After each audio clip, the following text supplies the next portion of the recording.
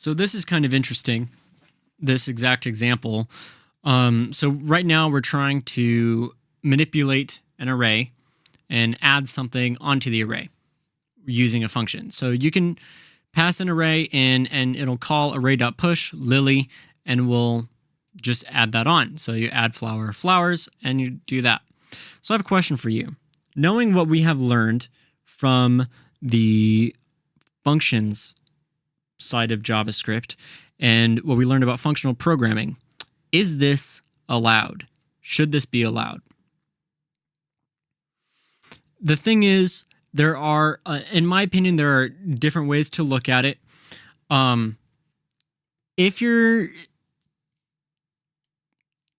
This should be okay in certain circumstances, and sometimes is not okay in other circumstances. So the reason why this could be considered bad is because you are adding a flower and mutating the object that you're passing in that is owned by the global scope. So I add flower, I pass flowers in, and I do it here instead of like creating a new array, pushing that and returning it.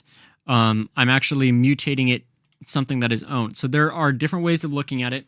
It's not as bad as if I just like, I'm going to copy this. It's not as bad as doing this,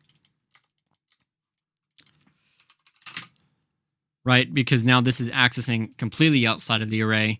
But like this also could be considered bad practice if you like, if it's not really explicit. So if you're trying to do something like this, well, this already has array.push on it. So why would you add a function wrapping that?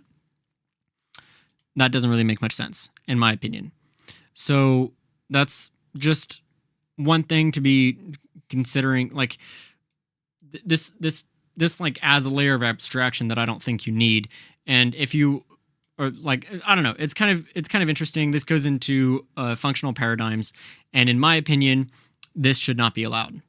And it isn't allowed in other languages where you have ownership, unless you basically like actually the function that you're passing it into will now maintain ownership and then return. Like it's interesting.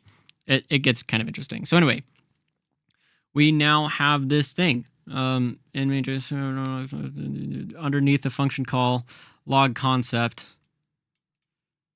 console.log concept. So as I stated before, we're actually mutating the third element, 0, 1, 2, 3. We are mutating this to be capitalized. So run, you should see that that is mutated. Again, I don't think you should be doing that. In my opinion, you should do something like this. Return r equals r.slice. So now if I run this, it won't be mutated, but I can console.log this, and it will be mutated. So you maintain, basically, in my opinion, what should be changing anything within, so if I declare something, the only thing that should change it is anything within that scope. Anything within a child scope should be able to read it, but not change the state of it. This could potentially become unstable. It's really simple here, but when you get more down into deeper, more complicated topics, it can get more difficult to deal with. All right, so let's double check what happens under console.log statement. Define another function named remove element. Const remove element that takes in an r, or it takes in parameter new r, and it will new r dot pop.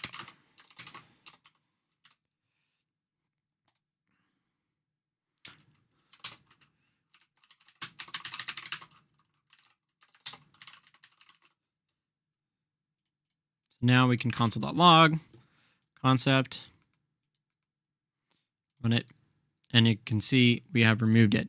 So yeah, this kind of gets into paradigms and best practices and stuff like that. In my opinion, this is not a good way to do it. If you need something that basically the only thing that should change an object's state is its self, only itself. If you are passing an object into something, it should use it, but it shouldn't change or augment it in any way. So only its own methods can alter its own state. So doing this is not, in my opinion, is not a great way to do it. It can be less maintainable. So anyway, using functions in that. Next up is nested arrays. I will see you in the next video.